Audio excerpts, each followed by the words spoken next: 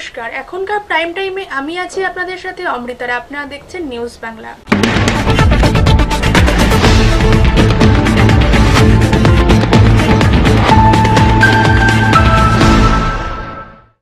এখন খবর বিস্তারিত। আকাশ থেকে খসে পড়ল একটি বৈদ্যুতিক যন্ত্র। করিমগঞ্জ জেলার নিলামবাজার থানার অধীন বাহাদুরপুর গ্রামের জনৈক মৃত্যুঞ্জয় দত্তের বাড়ির ওপর পড়ে এই যন্ত্রটি। খবর ছড়িয়ে পড়তেই চাঞ্চল্য দেখা দেয় গোটা এলাকায়। আকাশ থেকে খসে পড়ল একটি বৈদ্যুতিক সামগ্রী। করিমগঞ্জ জেলার নিলামবাজার থানার অধীন বাহাদুরপুর গ্রামের জনৈক মৃত্যুঞ্জয় দত্তের বাড়ির ওপর পড়ে এই বৈদ্যুতিক সামগ্রীটি। এই খবর ছড়িয়ে পড়তেই চাঞ্চল্য দেখা দেয় গোটা এলাকায়। খবর দেওয়া হয় নিলামবাজার থানায়। বৈদ্যুতিক সামগ্রীটি উন্নত মানের বৈদ্যুতিক তার, একটি ইলেকট্রনিক ডিভাইস, দুটি ব্যাটারি লাগানো ছিল। ঘটনা জানাজানি হতেই আতঙ্ক ছড়িয়ে পড়ে স্থানীয়দের মধ্যে। করিমগঞ্জ প্রতিনিধির রিপোর্ট, নিউজ বাংলা। স্ত্রী ও শ্যালকের হাতে নৃশংসভাবে খুন হলো ভগ্নিপতি। মৃতের নাম বাবুল মিয়া, বয়স 47, বাড়ি বিশালগড় থানার অন্তর্গত খানিয়ামারা এলাকায়। শুক্রবার সকালে জেসমিন ও তার ভাই মোর্শেদ আলম মিলে বাবুল মিয়াকে গলায় দড়ি বেঁধে ফাঁস দিয়ে খুন করে। পরে গোয়াল ঘরে বাবুলের মৃতদেহ ঝুলিয়ে দেয় বলে অভিযোগ। স্ত্রী ও শ্যালকের হাতে নৃশংসভাবে খুন হলো ভগ্নিপতি। মৃতের নাম বাবুল মিয়া, বয়স 47, বাড়ি বিশালগড় থানার অন্তর্গত ঘানিয়ামারা এলাকায়। ঘটনা শুক্রবার বেলা 11টা নাগাদ। বাবুল মিয়া স্ত্রী ও শ্যালকের হাতে খুন হয়েছেন এমন চাঞ্চল্যকর অভিযোগ করেন মৃতার বোন সহ এলাকাবাসী। তারা জানায়, বাবুল মিয়ার স্ত্রী বাংলাদেশে 2 বারের বিবাহিত গৃহবধূ। সেখানে এক কন্যা সন্তানও রয়েছে তার। কয়েক বছর পূর্বে ঘনিয়ামারার বাসিন্দা বাবুল মিয়ার সাথে বাংলাদেশের বাসিন্দা জেসমিন আক্তারের তৃতীয়বারের মতো বিবাহ সম্পর্কে আবদ্ধ হয়। নতুন সংসারে তাদের একটি কন্যা সন্তানও রয়েছে। স্থানীয়রা জানান, তাদের সংসারে নিত্যদিনই ঝগড়াঝাটি লেগেই থাকতো। জেসমিন কয়েকবার পুনরায় বাংলাদেশে পালিয়ে যাওয়ার চেষ্টা করে বলে অভিযোগ এলাকাবাসীর। তারা আরও জানায়, শুক্রবার সকালে জেসমিন ও তার ভাই মোর্শেদ আলম মিলে বাবুল মিয়াকে গলায় দড়ি বেঁধে ফাঁস দিয়ে খুন করে। পরে গোয়াল ঘরে বাবুলের মৃতদেহ ঝুলিয়ে দেয় বলে অভিযোগ। বাংলাদেশ থেকে 2 বছর, 4 বছর 5 বছর হয়েছে। ডেলি ঝগড়া করে। মা বাবা ছিল না বয়স্ক, তো মা বাবা আমি লয়ে গেছি তাতে যন্ত্রণা না করে, তবু যন্ত্রণা করে। হ্যাঁ, এবার কালকে তার বাইরে আছে বাংলাদেশে, আর সেটা আমরা তো এবার তাই না জানি না। আমাদের 3.5 ঝগড়া করছে বাইবেল মিলে। হ্যাঁ, আবার সকালে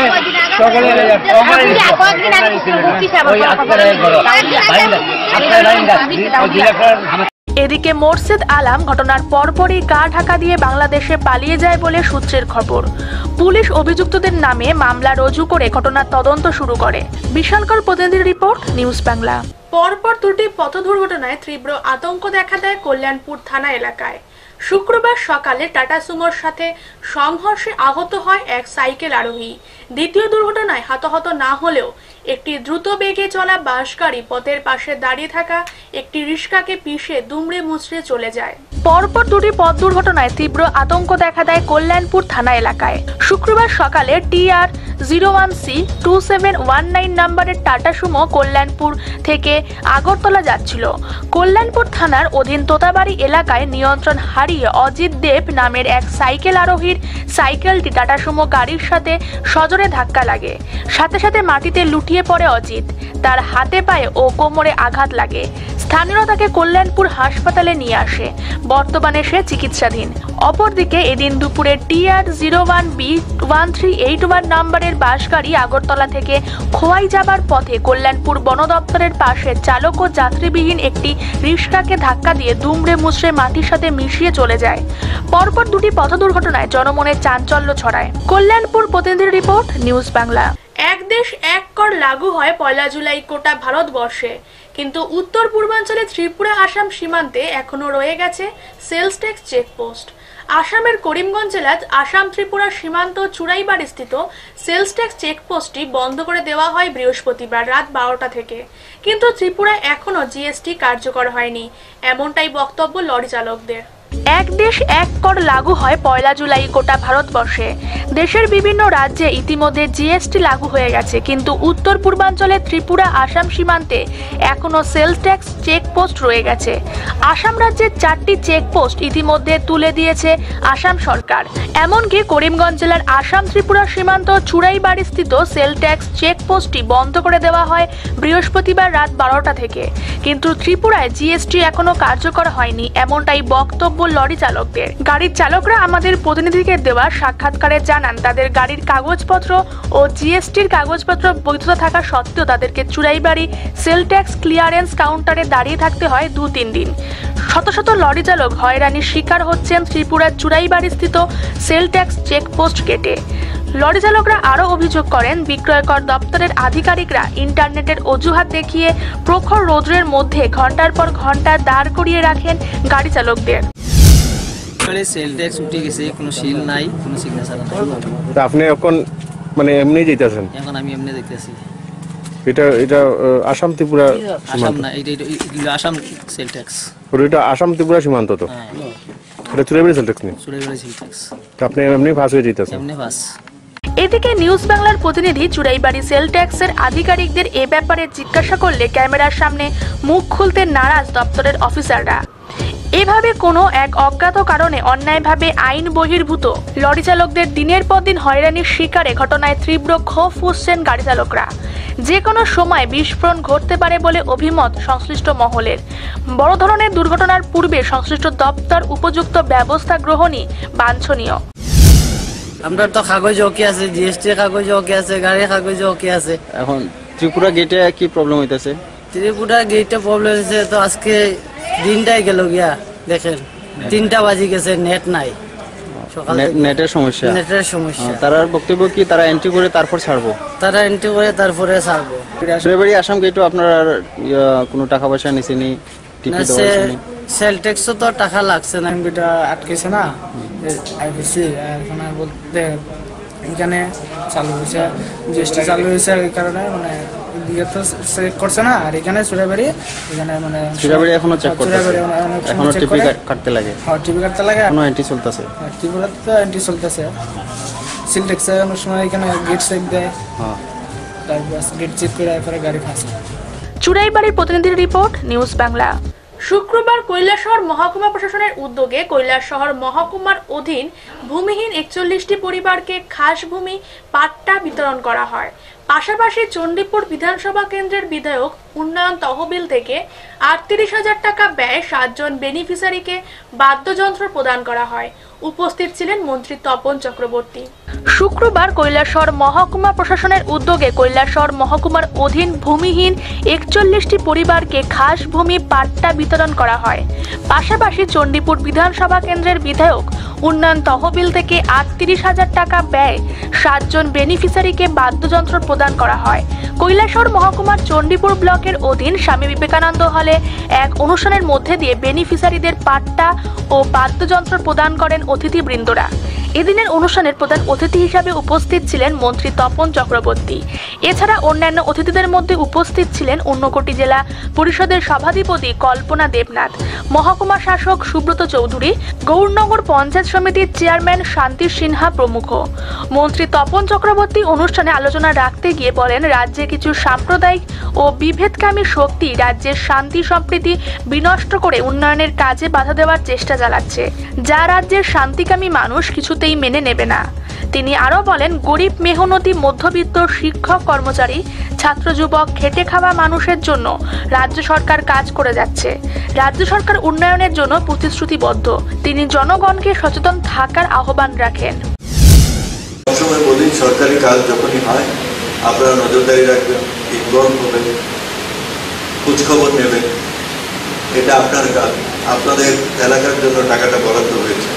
খারাপ হলে দ্বিতীয়বার বললে ভেঙে আবার সরকার কিন্তু সেই সময় করে দিতে পারে, অপচয় করবো টাকা। সেদিক থেকে আপনারা সকলে দৃষ্টি রাখবেন, তাহলেই বিধায়ক তার যে অবশ্য করণীয় যেটা দায়িত্ব বা কর্তব্য সেটা যেমন নিখুঁতভাবে প্রতিপালন করতে পারবে, অন্যদিকে মানুষের জন্য যে টাকাটা বিধায়কের মারফতে রাজ্য সরকার দিচ্ছে সেই টাকাটাও সঠিক ব্যবহার করে বাস্তবায়ন হবে, মানুষ উপকৃত হবে। আপনার সকলকে নমস্কার জানাচ্ছি। কৈলাসহর প্রতিনিধি রিপোর্ট, নিউজ বাংলা। সময় হয়ে গেল একটি বিজ্ঞাপন বিরতির। সঙ্গে থাকুন নিউজ বাংলার পর্দায়। মনে আছে ছোট্টবেলায় একবার নার্সারি স্কুলের ফ্যান্সি ড্রেস পার্টির জন্য?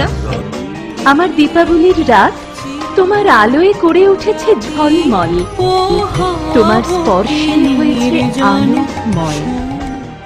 আমার বিয়ের দিনে আমায় সাজিয়েছ মন ভরে, আমার অঙ্গে অঙ্গে তোমার ছোঁয়া আমায় সম্পূর্ণ করেছে। সুন্দর হে, সুন্দর হে। বিশ্ববিখ্যাত নাম্বার 1 হিরো টু হুইলারের সব মডেল নিয়ে এলো ইউনিক অটোমোবাইল, যেখানে থাকছে আকর্ষণীয় সব অফার। নিয়ে যান আপনার পছন্দের যে কোনো মডেলের হিরো বাইক কিংবা স্কুটার। সঙ্গে রয়েছে আকর্ষণীয় ইজি ফিনান্সের সুবর্ণ সুযোগ। তাছাড়াও রয়েছে আপনার প্রিয় বাইকটির সুনিপুণ দক্ষ কারিগর দ্বারা সার্ভিসিং এর ব্যবস্থা। Unique automobile, jail road, Dharmanagar, উত্তর ত্রিপুরা। আমাদের শোরুমে কল করতে ডায়াল করুন 038222344594 অথবা 9774948473 নম্বরে, এবং আমাদের সার্ভিসিং সেন্টারে কল করতে ডায়াল করুন 232048 নম্বরে। ইউনিক অটোমোবাইল, আপনার চলার সঙ্গী। ফিরে এলাম বিরতির পর। রাজ্যের ক্ষমতাসীন সরকার জনজাতি বিরোধী সরকার। টিটিএ এডিসি এলাকায় বিদ্যুৎগুলি যেভাবে চলছে, আফ্রিকান জঙ্গলও এইভাবে চলে না। প্রদেশ বিজেপি কার্যালয় সাংবাদিক সম্মেলনে এমনটাই বিস্ফোরক অভিযোগ করলেন বিজেপির রাজ্য সভাপতি বিপ্লব দেব। বিজেপির শক্তি বৃদ্ধির লক্ষ্যে বিশেষ কর্মসূচি হাতে নেওয়া হয়েছে। বিজেপির কর্মকর্তাদের নির্দেশ দেওয়া হয়েছে বিভিন্ন মণ্ডলে গিয়ে সাধারণ মানুষের সাথে সুসম্পর্ক গড়ে তোলার জন্য। প্রত্যেক কর্মকর্তাকে ন্যূনতম 3টি স্থানে 3 দিন করে প্রবাস করার নির্দেশ দেওয়া হয়। সেই লক্ষ্যে সম্প্রতি ধলাই জেলার নেপাল ডিলার রামধনপাড়ায় 3 দিনের প্রবাসে যান বিজেপির রাজ্য সভাপতি বিপ্লব দেব। 3 দিনের প্রবাস শেষে আগরতলায় ফিরে এসে বিপ্লব দেব সাংবাদিক সম্মেলন করে বিস্ফোরক অভিযোগ করেন রাজ্য সরকারের বিরুদ্ধে। পাশাপাশি এক হাত নেন কংগ্রেসকেও। সাংবাদিক সম্মেলনে বিপ্লব বাবু অভিযোগ করেন রাজ্য সরকার টিটিএ এডিসি এলাকাগুলিকে আফ্রিকান জঙ্গলে পরিণত করেছে। এডিসি এলাকার শিক্ষা ও স্বাস্থ্য ব্যবস্থা ভেঙে পড়েছে। আফ্রিকান জঙ্গলেও তার থেকে ভালো ব্যবস্থা আছে, আর তার জন্য সমভাবে দায়ী বিরোধী দলের ভূমিকায় থাকা কংগ্রেস দল। ভারতীয় জনতা পার্টি আগামী 3 মাস আমাদের স্টেট এক্সিকিউটিভ মিটিং এবার হয়েছে, তাতেই সিদ্ধান্ত হয়ে গেছে আগামী 3 মাস আমরা সংগঠনের জন্য সমর্পিত থাকব। তার জন্য প্রত্যেকটি কার্যকর্তা, প্রত্যেকটি পদাধিকারী 15 দিন 5 বুথ তৈরি করা। তার মধ্যে আমি 4টে ডিস্ট্রিক্টে 3 দিন করে এক একটা বুথে সেই কার্যক্রমে ভাগ নিচ্ছি।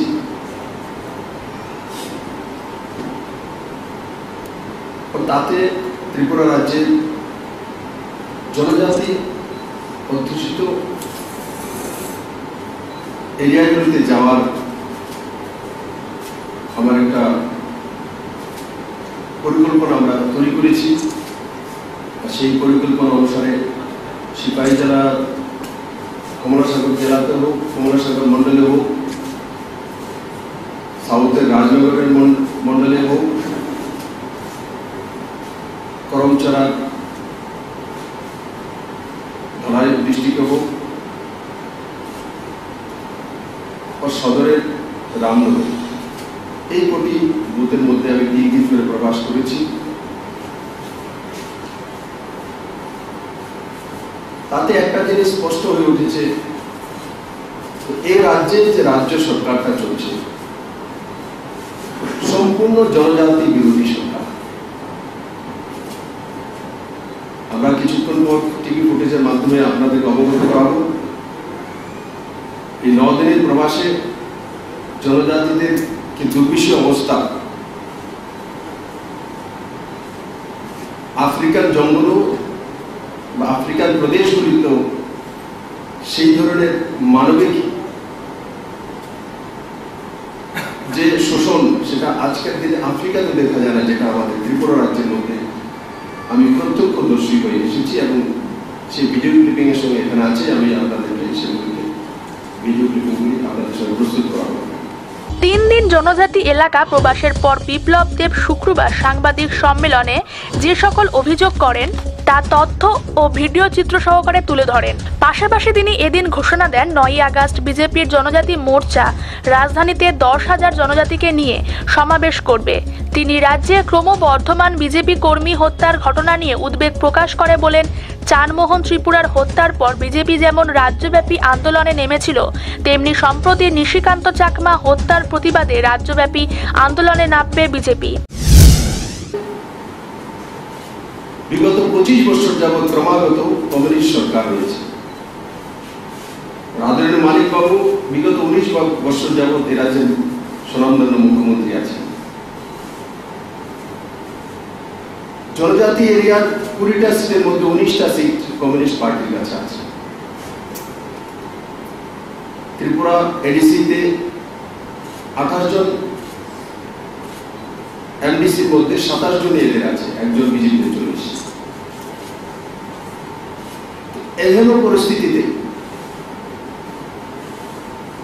ক্রমাগত ত্রিপুরার জনজাতিদেরকে এই রাজ্য সরকারটা শোষণ করে আসছে এবং তাদের শিক্ষা হোক, তাদের এডুকেশন হোক, তাদের আর্থিক ব্যবস্থা হোক, কোনো জায়গায় কোনো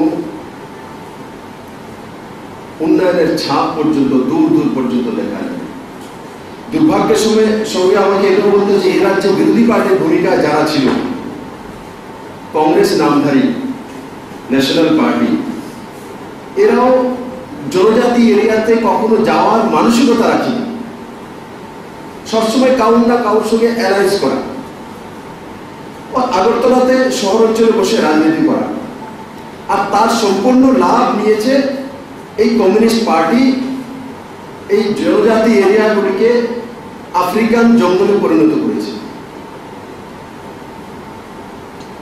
তার জন্য কমিউনিস্ট পার্টির সঙ্গে সঙ্গে এই রাজ্যে অপোজিশনে যারা ছিল কংগ্রেসের নামধারী, এরাও সম্পূর্ণ দায়ী।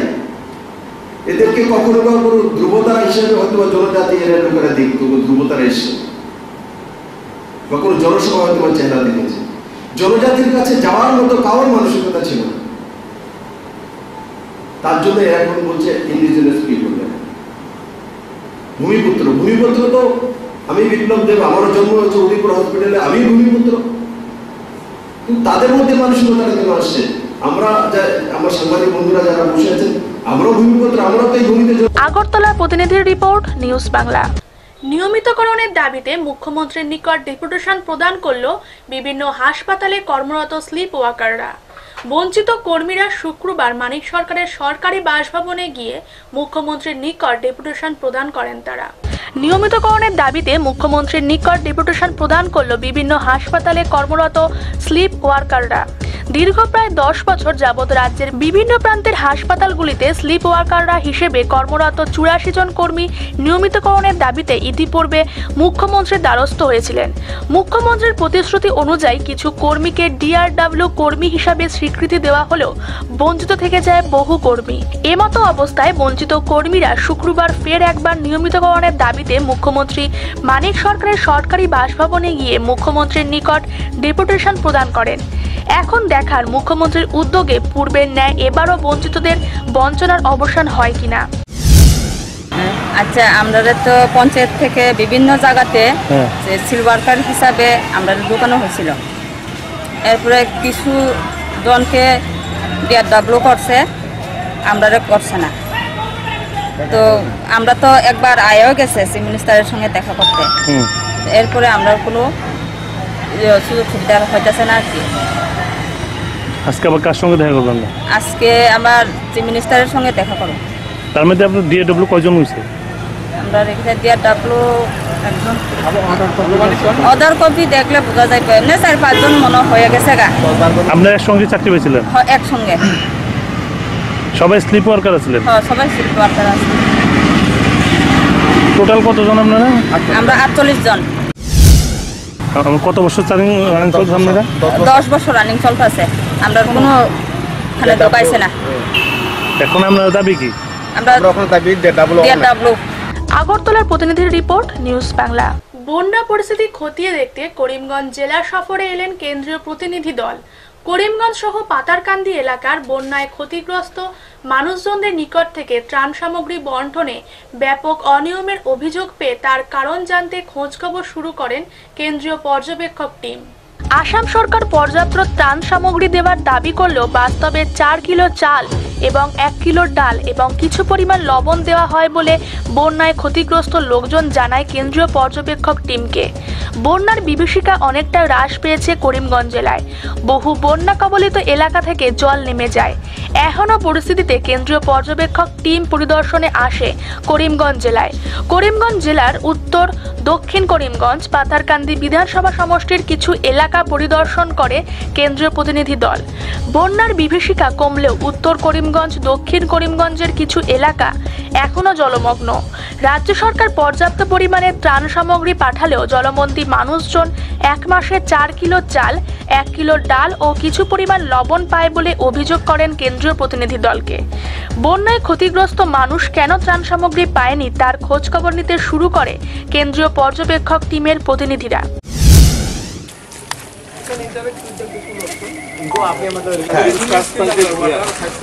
बाढ़ कब से आया हुआ है? 1 महीना हो गया। तो एडमिनिस्ट्रेशन ने आप लोगों को कुछ दिया? 4 दिन दिया है। 4 दिन दिया रिलीफ बस। तो काफी था आप लोगों के लिए? काफी कैसे होगा भाई, 4 ही दिन क्यों दिया इनको फिर? रिलीफ पाइए 7.5 केजी साग, 1 केजी डाल, লবণ 4 পরিবারে সল্ট, লবণ और सॉल्ट ना, सॉल्ट। এইরকম আমরা 4 दिन rice, salt and dal we have provided it only at the time. तो अभी इनके लिए इनको फिर कुछ नहीं दे रहे? Right now we are not providing. Karimganj প্রতিনিধি রিপোর্ট, নিউজ বাংলা। আগরতলা সরকারি মেডিকেল কলেজে শুরু হলো প্রথম বর্ষের ভর্তি প্রক্রিয়া। নির্দিষ্ট সময়ের মধ্যে ভর্তি প্রক্রিয়ার কাজ সম্পন্ন করার লক্ষ্যে কলেজ কর্তৃপক্ষ তরফে নানান উদ্যোগ গ্রহণ করা হয়। আগরতলা সরকারি মেডিকেল কলেজে শুরু হলো প্রথম বর্ষের ভর্তি প্রক্রিয়া। নির্দিষ্ট সময়ের মধ্যে ভর্তি প্রক্রিয়ার কাজ সম্পন্ন করার লক্ষ্যে কলেজ কর্তৃপক্ষ তরফে নানান উদ্যোগ গ্রহণ করা হয়েছে।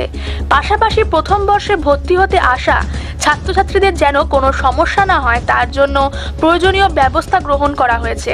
আগরতলা সরকারি মেডিকেল কলেজে ক্যাম্পাসে শুক্রবার ভর্তি হতে আসা ছাত্রছাত্রীদের ভর্তির ফি জমা করার পাশাপাশি ডাক্তারি পরীক্ষা করা হয়। আগরতলা সরকারি মেডিকেল কলেজের অধ্যক্ষ কে কুন্ডু নির্দিষ্ট সময়ের মধ্যে ভর্তি পরীক্ষা সম্পন্ন হবে বলে আশা ব্যক্ত করেন। প্রক্রিয়াটা আজ 28-29 এই 2 দিন ভর্তি হবে মেডিকেল কলেজে।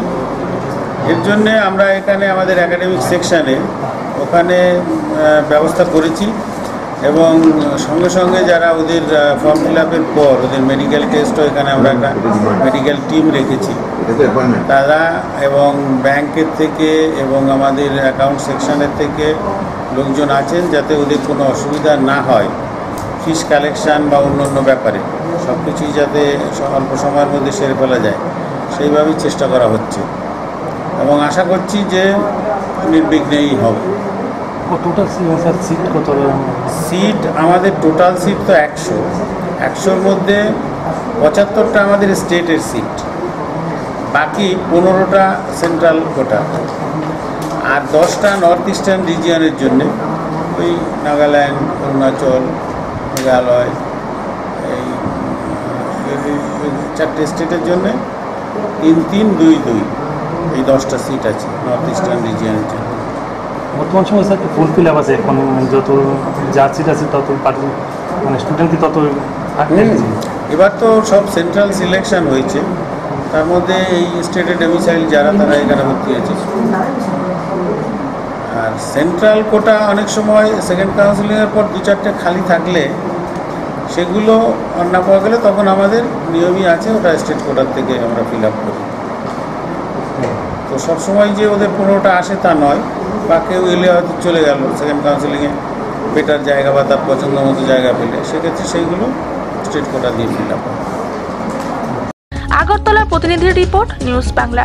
রাস্তা সংস্কারের দাবিতে শুক্রবার অমরপুর ব্লকের বিডিওর নিকট ডেপুটেশন দিল স্কুল পড়ুয়া ছাত্রছাত্রীরা। প্রখর রৌদ্রকে উপেক্ষা করে পঠন পাঠন লাটে তুলে কোমলমতি ছাত্রছাত্রীরা পথে নামে। এখন দেখার দপ্তর কোনো উদ্যোগ গ্রহণ করে কিনা। রাস্তা সংস্কারের দাবিতে শুক্রবার অমরপুর ব্লকের বিডিওর নিকট ডেপুটেশন দিল স্কুল পড়ুয়া ছাত্রছাত্রীরা। অমরপুর ব্লকের অধীন দেববাড়ি পঞ্চায়েতের অন্তর্গত প্রায় 150 মিটার রাস্তা দীর্ঘদিন ধরে মানুষ চলাচলের অযোগ্য। পঞ্চায়েতের কর্তাবাবুরা কুম্ভ নিদ্রায়, বারবার অভিযোগ জানিয়েও কোনো লাভ হয়নি। বিভিন্ন রাজনৈতিক দলের নেতাবাবুরা ব্যস্ত 2018 নির্বাচনের ঘুঁটি সাজাতে। অসহায় গ্রামবাসীদের কষ্টের খবর রাখার সময় নেই। তাই বাধ্য হয়ে রাস্তা সংস্কারের দাবিতে প্রখর রৌদ্রকে উপেক্ষা করে পঠন পাঠন লাটে তুলে কোমলমতি ছাত্রছাত্রীরা পথে নামলো। এখন দেখার দপ্তর কোনো উদ্যোগ গ্রহণ করে কিনা। কি লেগেছো তোমরা? রাস্তা বেফারে রাস্তা লইয়া কেডা আনছো তোমরা? কেডা আনছো তোমরা? নাম জানো না? কোন সময় আছো তোমরা? 2টা বাজে মনে আছে। আচ্ছা, স্কুল থেকে আইছো? স্কুল থেকে কামারি হলে স্কুল থেকে তোমরা আজকে এখানে কইতারো নি না কিটা কই আনছে তারা? ওই রাস্তার ব্যাপারে জানো। কোন রাস্তাটা খারাপ? কোন রাস্তাটা? আমরা থেকে কোন জায়গাটা রাস্তাটা? কামারিয়া কলারি। কোন ক্লাসে পড়ো তুমি? ক্লাস 5 এ। 5 এ? কোন স্কুল? কামারিয়া কলারি। তোমার নাম কি থাকো? রাজদীপ দাস। রাজদীপ দাস। তুমি কি মিছিল করে আইছো? মিছিল করে আইছো? আর আইসেনিস তোমাদের মতো স্টুডেন্ট কোতারা? অমরপুর প্রতিনিধির রিপোর্ট, নিউজ বাংলা। হাসপাতালে চিকিৎসাধীন রোগীদের বিনামূল্যে ঔষধ প্রদান, জিবি হাসপাতালে চিকিৎসাধীন রোগীর আত্মীয় পরিজনদের রাত্রি যাপনের জন্য উপযুক্ত ব্যবস্থা গ্রহণ, জেনেরিক মেডিসিন কাউন্টারগুলোতে পর্যাপ্ত পরিমাণে ঔষধ মজুর রাখার দাবিতে আগরতলা সরকারি মেডিকেল কলেজের অধ্যক্ষের নিকট ডেপুটেশন প্রদান করল all Tripura government doctor association. হাসপাতালে চিকিৎসাধীন রোগীদের বিনামূল্যে ঔষধ প্রদান, জিবি হাসপাতালে চিকিৎসাধীন রোগীর আত্মীয় পরিজনদের রাত্রি যাপনের জন্য উপযুক্ত ব্যবস্থা গ্রহণ, জেনেরিক মেডিসিন কাউন্টারগুলিতে পর্যাপ্ত পরিমাণে ঔষধ মজুত রাখার দাবিতে আগরতলা সরকারি মেডিকেল কলেজের অধ্যক্ষের নিকট ডেপুটেশন প্রদান করল all Tripura government doctor association. শুক্রবার অ্যাসোসিয়েশনের পক্ষ থেকে এক প্রতিনিধির দল আগরতলা সরকারি মেডিকেল কলেজের অধ্যক্ষ কে কুন্ডুর নিকট ডেপুটেশন প্রদান করেন। ডেপুটেশন শেষে প্রতিনিধি দলের এক সদস্য তাদের দাবিগুলি সম্পর্কে সাংবাদিকদের জানান। মূলত আমাদের কতগুলি দীর্ঘদিনের দাবি, এর মধ্যে আমাদের মেম্বারেরও আছে দাবি, সঙ্গে সংগঠনেরও কিছু মূল দাবি, প্লাস এখন যেগুলি আমাদের কাছে সবচেয়ে বেশি গুরুত্বপূর্ণ মনে হইতেছিল এগুলি নিয়ে আজকে আমরা কথা বলতে চাইছি। এগুলি হল জনগণের স্বার্থ সংশ্লিষ্ট রোগীদের স্বার্থ।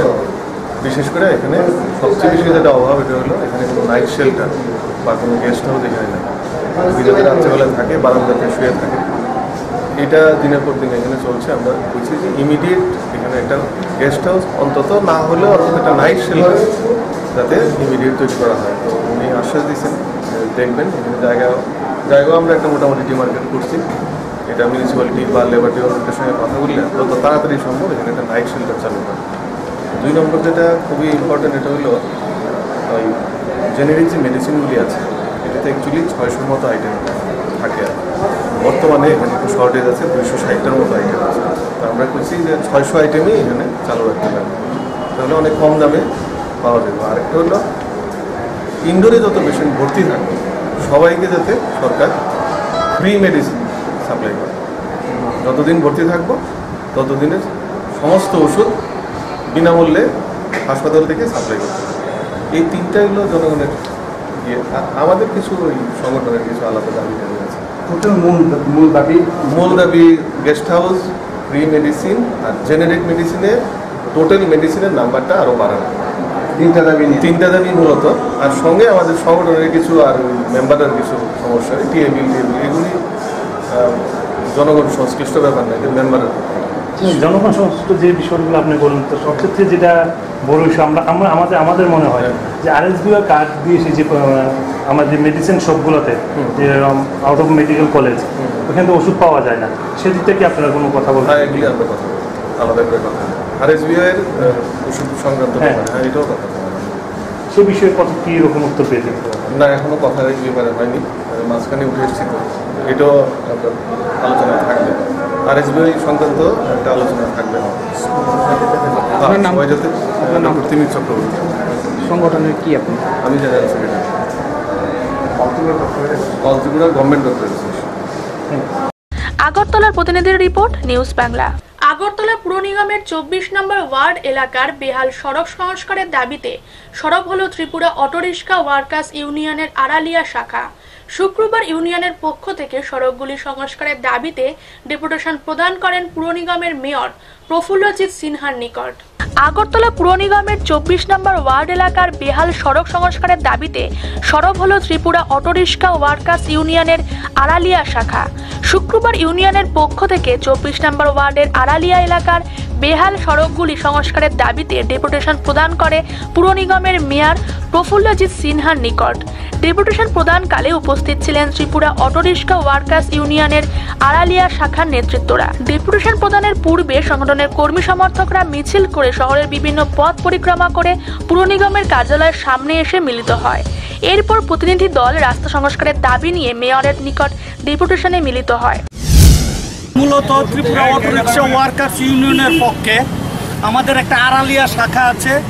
এই শাখার অন্তর্গত 4টি রাস্তার অবস্থা দিন দিন বেহাল হচ্ছে। তার জন্যই আমরা আমাদের রাস্তাগুলো সংস্কারের জন্যই মূলত আমাদের দাবি, আর এই দাবি নিয়ে আমরা পুরো পরিষদের নিকট গণডেপুটেশনে এসেছি। আগরতলার প্রতিনিধির রিপোর্ট, নিউজ বাংলা। এখনকার মতো প্রাইম টাইম এই পর্যন্ত। আমাদের পরবর্তী অনুষ্ঠান দেখার জন্য চোখ রাখুন নিউজ বাংলায়।